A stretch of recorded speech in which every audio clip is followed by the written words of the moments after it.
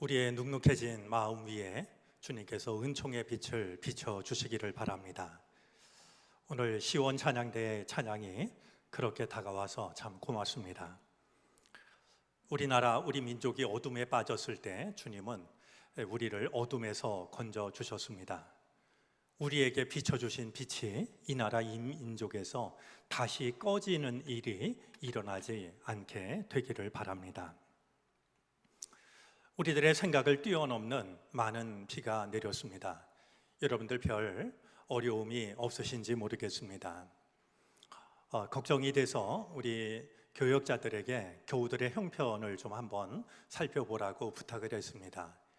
또 속장님, 선교회장님을 통해서도 수혜로 어려움을 당하는 분이 없는지를 좀 알아보셨으면 좋겠다 부탁을 하기도 했습니다. 들려오는 소식이 없는 것을 보면 특별히 큰 어려움을 당한 교우들이 없는 것이다 여겨져서 감사한 마음이 드는데요. 그렇게 감사만 하고 있기에는 우리 주위에서 큰 어려움을 당한 이들이 적지가 않습니다. 무엇보다 마음을 아프게 하는 것은 신림동에서 있었던 한 가족의 수몰 소식이었습니다. 하루하루 일하면서 13살을 낳은 딸과 그리고 70이 넘은 어머니 그리고 장애를 앓고 있는 언니를 돌보던 분이었습니다. 어머니가 아프셔서 하루 직장을 안 가고 어머니를 모시고 병원을 다녀온 날 세 가족이 참변을 당했습니다. 불어난 물을 피할 길이 없었던 것인데요. 병원에 입원한 할머니에게 손녀가 보낸 마지막 문자가 있었습니다. 할미, 병원에서 산책이라도 하시면서 밥도 드시고 건강 챙기시고요. 기도도 많이 했으니까 걱정하지 마시고 편안하게 계셔요.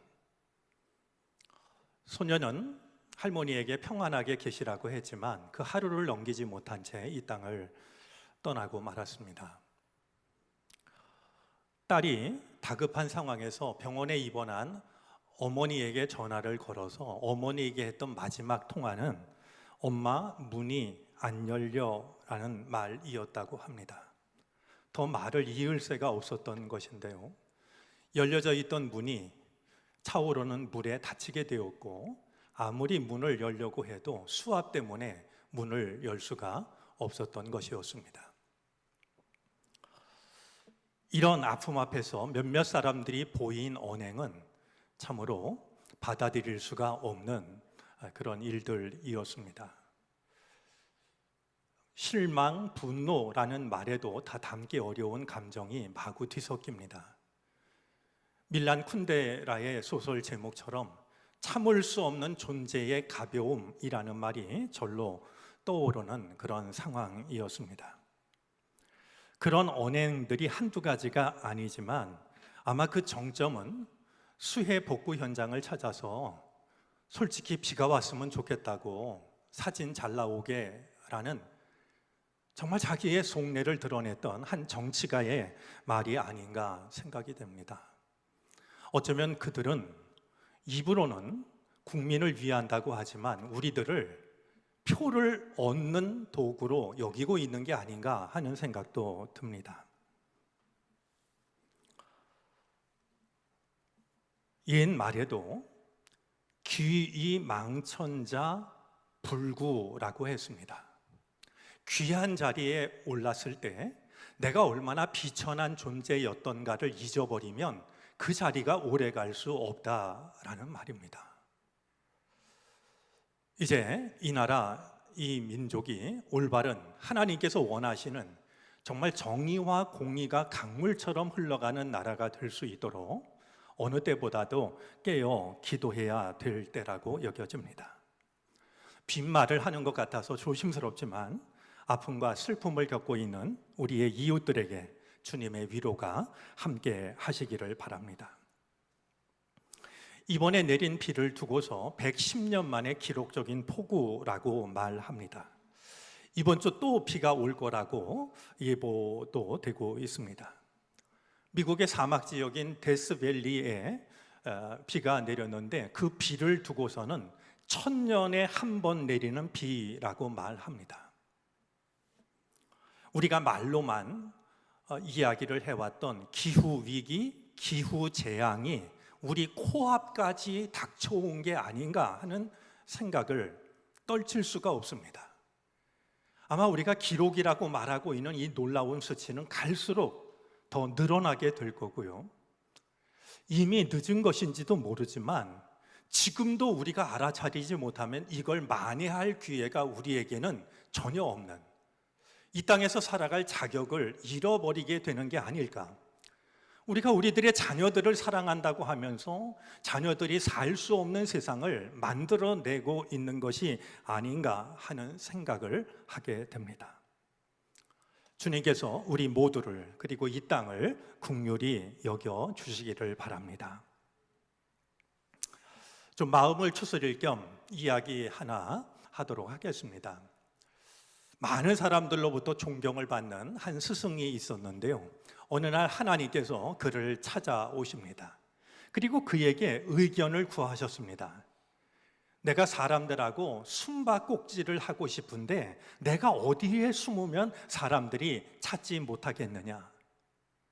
내가 나의 천사들에게 물으니까 가장 높은 산에 숨으라는 천사도 있고, 바다 가장 깊은 곳에 숨으라는 천사도 있고, 또 가장 어두운 동굴 속에 숨으라고 말하는 천사들도 있는데 내가 어디에 숨으면 사람들이 나를 찾지 못하겠느냐 의견을 물으셨습니다. 하나님이 여러분들에게 의견을 물으시면 여러분은 뭐라고 대답을 해드릴 수 있겠습니까? 사람들에게 존경을 받는 이 스승이 하나님의 말씀을 듣고 이렇게 대답을 합니다. 하나님, 그 사람 마음속에 숨으십시오. 그러면 하나님이 설마 계시리라고 사람들은 생각하지 못할 겁니다. 가장 높은 산꼭대기, 가장 깊은 바다, 가장 캄캄한 동굴이 아니라 그 사람 마음속에 숨으시라고. 그러면 사람들은 설마 하나님이 여기 계시리라고는 생각하지도 못하고 하나님을 찾아낼 수 없을 거라고 대답을 했던 겁니다. 많은 것을 생각하고 많은 것을 돌아보게 하는 이야기입니다. 하나님은 어디에나 계십니다. 안 계신 곳이 따로 없습니다. 오늘 24절에도 기록되어져 있습니다만 하나님께서는 나는 천지에 충만하다라고 말씀을 합니다. 하나님은 어디에나 계시기 때문에 하나님께는 먼 곳이 없습니다. 그런데도 사람들은 마음 먹기에 따라서 얼마든지 하나님을 벗어날 수 있다라고 생각을 합니다. 눈이 많이 온 날 온 동네 사람들이 나서서 꽁을 사냥할 때가 있는데요, 도망가다 지친 꽁이 마지막으로 선택하는 것은 자기의 이럴 땐 대가리라는 말이 틀린 말이 아닌 것 같은데요, 자기 대가리를 눈 속에 쳐박는 겁니다. 내 눈에 아무것도 안 보인다고 안전하다라고 생각하는 것이죠. 아담과 하와도 그랬습니다. 죄를 지은 뒤에 그들은 동산, 나무 사이에 숨습니다. 동산도 하나님이 만드신 것이요, 나무도 하나님이 지으신 것인데 그들은 동산, 나무 사이에 숨어 하나님의 낯을 피하려고 하고 있습니다. 그런 그들을 하나님이 찾아오셔서 네가 어디 있느냐 물으십니다. 네가 어디 있느냐라고 물었던 것은 마치 술래잡기가 못 찾겠다 꾀꼬리 하듯이 항복을 선언한 것이 아니라 네가 어디 있는지를 네가 돌아보라고, 네가 한번 대답해 보라고 기회를 주신 것이었습니다. 그런데도 우리 인간들은 내가 대답하지 않으면 하나님이 끝까지 나를 찾지 못할 것이라고 생각을 하며 살아가고는 합니다. 그렇게 생각하는 우리 인간을 두고 하나님께서는 이렇게 말씀하십니다. 나는 가까운 데에 있는 하나님이요 먼 데에 있는 하나님은 아니냐. 이 하나님의 말씀은 우리가 하나님을 피하기 위하여서, 하나님으로부터 벗어나기 위하여서 우리가 선택하고 있는 두 가지 선택을 생각하게 합니다. 하나는 멀리 도망을 치는 겁니다. 마치 둘째 아들이 아버지의 품을 떠나기 위해서, 아버지로부터 벗어나기 위해서 먼 타국으로 갔던 것처럼 하나님을 피하기 위해서 내가 알고 있는 가장 먼 곳을 선택하여 떠납니다. 요나 선지자도 마찬가지였습니다. 그는 니느웨로 가서 회개를 선포하라는 하나님의 명령을 듣습니다. 하지만 요나는 니느웨로 가지 않습니다. 당시 이 니느웨는 아시리아의 수도였는데요, 아시리아는 이스라엘과 적국입니다. 그러나 아시리아에 가서 그들이 진짜 회개해서 하나님께로 돌아오는 것이 요나는 싫었던 겁니다. 니느웨로 가는 대신에 다시스로 가는 배를 탑니다. 다시스, 그가 있었던, 요나가 있었던 요바에서는 아주 먼 곳입니다. 그야말로 땅끝으로 도망을 친 겁니다. 배를 타기 위해서는 비싼 값을 치렀을 겁니다. 그것도 마다하지 않고 하나님이 찾지 못할 것이라고 여겨지는 땅끝으로 그는 도망을 칩니다. 하나님께서 요나가 탄 배의 풍랑으로 찾아오십니다. 때로 하나님은 인생의 풍랑으로 우리를 찾아오실 때가 있습니다. 그런데도 요나는 깨닫고 인정하는 대신에 배 밑으로 들어가서 잠을 청합니다. 배 밑으로 숨으면, 내가 잠들면 하나님이 나를 찾지 못할 것이라고 여겼던 것 같습니다. 그런 요나가 마침내 바다에 던져지고 큰 물고기 뱃속에 갇히게 되었을 때, 그제서야 요나는 내가 하나님을 피할 수 있는 것이 불가능한 일이라고 하는 사실을 깨닫게 됩니다. 교회 밖에 있는 적지 않은 사람들이 내가 교회에 다니지 않으면, 기독교인이 되지 않으면 하나님은 나와 상관이 없다라는 생각을 가지고 살아갑니다. 그런데 이런 생각은 교회 밖에 있는 사람들에게만 있는 것이 아닙니다. 교회에 다니는 우리들에게도 어렴풋이 이런 잔재가 남아 있습니다. 때때로 우리는 하나님께 예배하는 자리에는 당연히 하나님이 계시지만 내가 살아가는 세상 속에는 설마 하나님이 계실까? 그렇게 생각할 때가 있습니다. 분명히 예배자리, 예배당에는 하나님 계실 것이지만 내가 살아가는 삶의 자리, 그 자리에 하나님이 계실지를 두고서 우리는 때때로 마음이 흔들리고는 합니다. 그런 우리들에게 하나님께서는 나는 가까운 데 있는 하나님이요 먼 데 있는 하나님은 아니냐라고, 내가 예배의 자리에서 나를 만났다고 한다면 당연히 내 삶의 자리를 통해서도 나를 만나야 하는 것 아니냐고 말씀을 하십니다. 하나님으로부터 벗어나기 위해서 인간이 선택하는 또 하나의 선택이 있습니다. 이 선택은 앞선 선택보다 매우 은밀해서 이것을 선택하는 사람도 느끼지 못할 정도입니다. 하나님으로부터 벗어나기 위해서 인간이 선택하는 또 하나의 선택은 하나님 가까운 곳에 숨는 겁니다. 어떻게 표현하는 것이 가장 적합한 표현인지를 저는 잘 모르겠습니다. 하나님께 멀리 도망치는 대신에 하나님 가까이 숨어버립니다. 예를 들면 하나님으로부터 도망치는, 저 멀리 도망쳐서 어딘가 숨는 것도 숨는 건데요, 하나님 아주 가까이 있으면 하나님이 나를 찾으실까 하는 생각을 하는 겁니다. 이 말은 낯설게 들릴 수 있고 모순처럼 들릴 수 있습니다. 그렇기 때문에 이런 선택을 하는 사람조차도 스스로 느끼지 못할 수 있다라고 말한 겁니다. 이런 방식으로 하나님으로부터 벗어난 사람들이 오늘 본문 속에도 있습니다. 그들은 거짓 예언자들입니다. 거짓 예언자들은 누구보다 믿음이 훌륭해 보이는 사람들이었습니다. 누구보다 거룩해 보이고 누구보다 경건해 보이는 사람들입니다.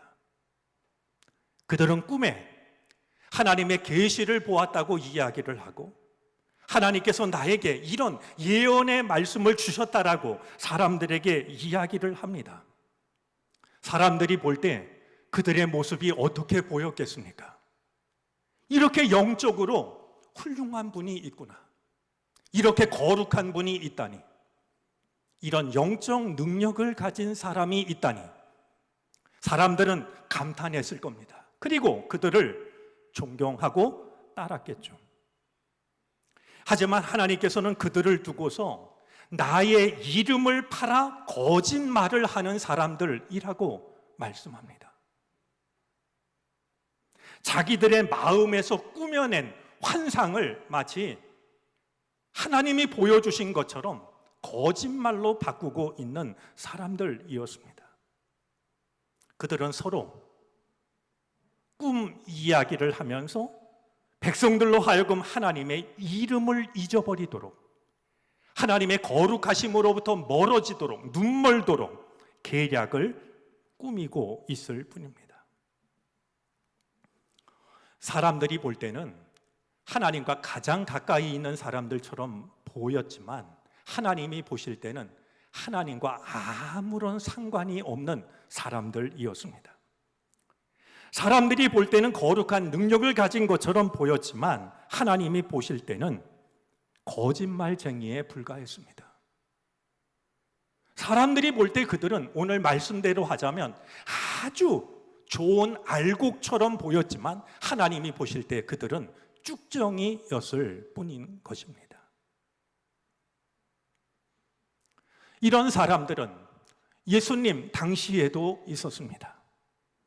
예수님이 늘 불편한 눈으로 바라보던 사람들이 있었습니다. 바리새파 사람들입니다. 여러분, 바리새라는 말은 영어의 세퍼레이트라는 말이 거기서 나왔을 정도로요, 다른 사람들과 구별된 사람들이었습니다. 그들은 누구보다 경건해 보입니다. 누구보다 하나님의 말씀을 잘 알고 있습니다.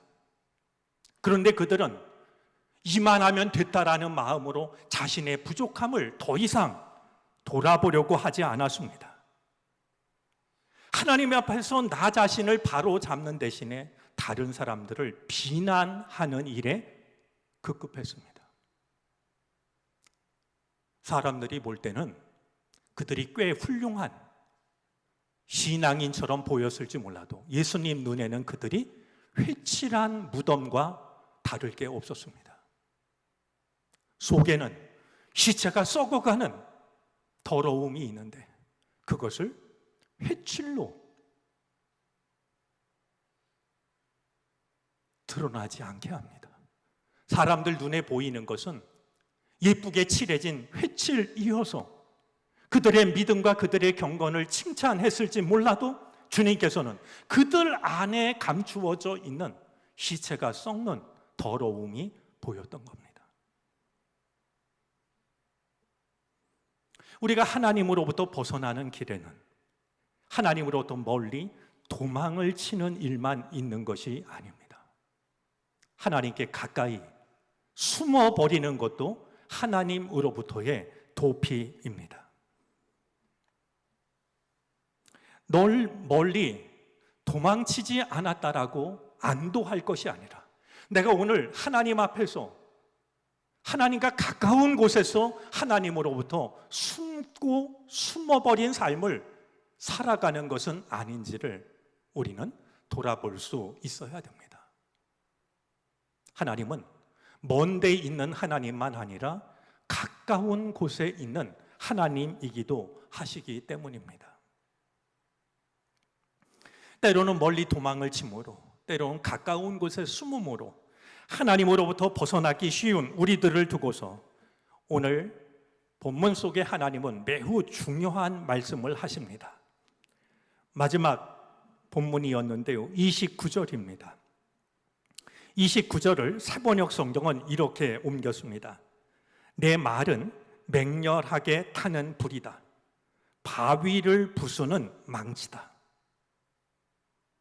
이 말씀을 유진 피터슨 목사님은 메시지 성경에서 이렇게 이해를 합니다.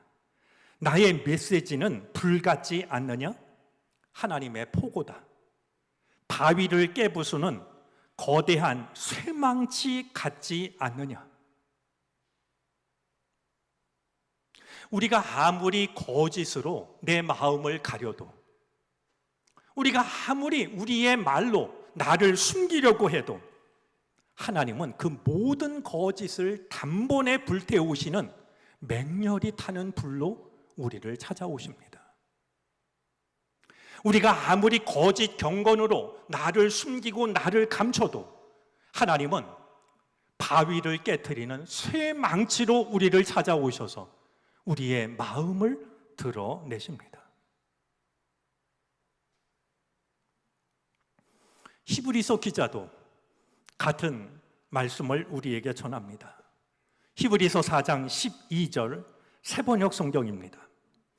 하나님의 말씀은 살아있고 힘이 있어서 어떤 양날칼보다도 더 날카롭습니다. 그래서 사람 속을 꿰뚫어 혼과 영을 갈라내고 관절과 골수를 갈라놓기까지 하며 마음에 품은 생각과 의도를 밝혀냅니다. 어쩌면 세상에서 가장 날카로운 칼은 수술용 메스인지도 모릅니다. 그러나 하나님의 말씀은 세상에 있는 어떤 양날칼보다도 더 날카롭다라고 성경은 말합니다. 그래서 우리가 아무리 우리의 생각을 우리 마음 깊은 곳에 숨겨도 하나님은 그 모든 것들을, 우리가 어떤 생각을 하고 어떤 의도를 가지고 있는지를 다 드러내신다라고 성경은 말씀을 하고 있는 겁니다. 하나님 앞에서 우리가 감출 수 있는 것은 아무것도 없습니다. 우리의 모습으로, 우리의 말로 우리를 감출 수가 없습니다. 왜냐하면 하나님은 맹렬히 타는 불로 바위를 부수는 망치로 찾아오시기 때문입니다. 오늘 이 말씀 앞에서 한 가지 꼭 보태고 싶은 것이 있습니다. 불과 망치로 우리를 찾아오시는 하나님께서 우리에게 주시는 은총도 있다라는 사실입니다. 세상을 살다 보면 세상의 근심과 걱정이 나를 애워쌀 때가 있습니다. 마치 늪에 빠진 것처럼 발버둥을 치면 칠수록 우리는 더 옥죄어지는 것을 느끼게 됩니다. 때로는 두려움과 공포가 나를 포위할 때도 있습니다. 아무리 애를 써도 늘어나는 것은 오히려 절망뿐일 때가 있습니다. 그때도 주님은 불과 망치로 찾아오십니다. 우리가 벗어날 수 없었던 근심과 걱정을 불태워 주십니다. 우리가 이길 수 없었던 두려움과 공포를 깨트려 주셔서 우리를 건져 주시기도 합니다. 근심과 걱정이 아무리 커도 하나님은 모두 불사르십니다. 두려움과 공포가 아무리 견고해도 하나님은 모두 깨트려 주십니다. 이 은혜를 믿음의 길을 걸어가며 우리 모두가 누릴 수 있게 되기를 바랍니다. 불과 망치로 찾아오시는 주님은 우리에게 참 자유를 주십니다. 근심과 걱정이 우리를 에워싸지 못하도록 태워주시고, 근심, 걱정으로 인한 두려움과 공포가 우리를 짓누르지 못하도록 망치로 그것을 깨트려 주시기 때문입니다. 하나님의 말씀은 별로 기대할 것이 없는 식단이 아닙니다. 볼품없어 보이는 식탁도 아닙니다. 하나님의 말씀은 맹렬히 타는 불이요 바위를 깨트리는 망치입니다. 이 하나님 앞에 내 삶의 모든 것을 내어놓는 이 시간이 되어질 수 있기를 바랍니다. 기도하겠습니다.